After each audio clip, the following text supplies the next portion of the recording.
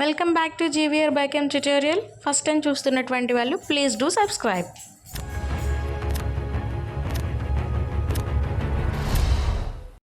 Modern హిస్టరీలో భారతదేశ ఆక్రమణ అనే టాపిక్లో మొదటి ఆంగ్లో కర్ణాటిక్ యుద్ధం, రెండో ఆంగ్లో కర్ణాటిక్ యుద్ధం, మూడో ఆంగ్లో కర్ణాటిక్ యుద్ధం, ఇలా 3 యుద్ధాలు అయితే జరిగాయి.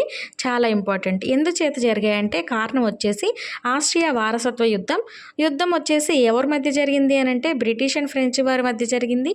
ఎందుచేత జరిగింది అని అంటే బ్రిటిష్ జనరల్ బార్నెట్ ఫ్రెంచ్ నౌకలపై దాడి చేసి వాటిని ధ్వంసం చేశాడు కాబట్టి యుద్ధాలు అనేవి జరిగాయి అన్నమాట.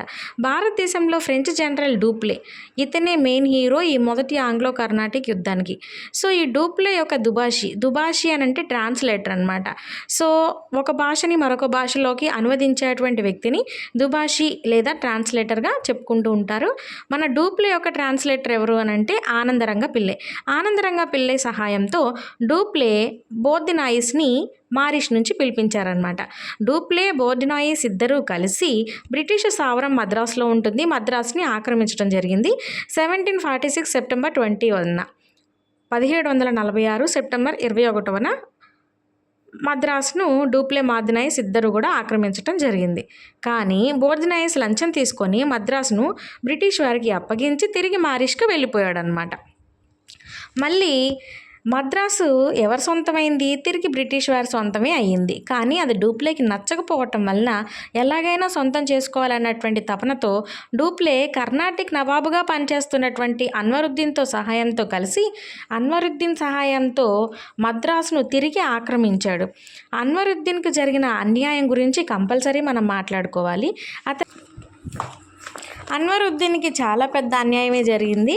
ఏమో అన్యాయం అంటే డూప్లే కర్ణాటిక్ నవాబు అన్వరుద్దీన్తో కలిసి మద్రాసును ఆక్రమించాలి అని అనుకున్న సమయంలోనే అన్వరుద్దీన్కి డూప్లేకి మధ్య ఒక ఒప్పందం జరిగింది.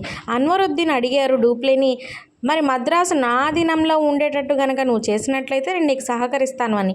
డూప్లే అందుకు అంగీకరించాడు. కానీ ఆక్రమణ తర్వాత మన డూప్లే అన్వరుద్దీన్ ఆధీనంలో మద్రాసును ఉంచడానికి అంగీకరించలేదు. సో మనకి ఆక్రమణ ఎప్పుడు జరిగింది? 1746 సెప్టెంబర్ 21న. కానీ అన్వరుద్దీన్ ఆధీనంలో మద్రాసును ఉంచడానికి అంగీకరించలేదు. అందుచేత అన్వరుద్దీన్ తన డిమాండ్లను పూర్తి చేయవలసిందిగా హెచ్చరిస్తూ 10,000 మందిని మద్రాసు వైపుకు పంపాడు. డూప్లే కెప్టెన్ పారడైజ్ నేతృత్వంలో 500 మందిని కర్ణాటకకు పంపించారనమాట.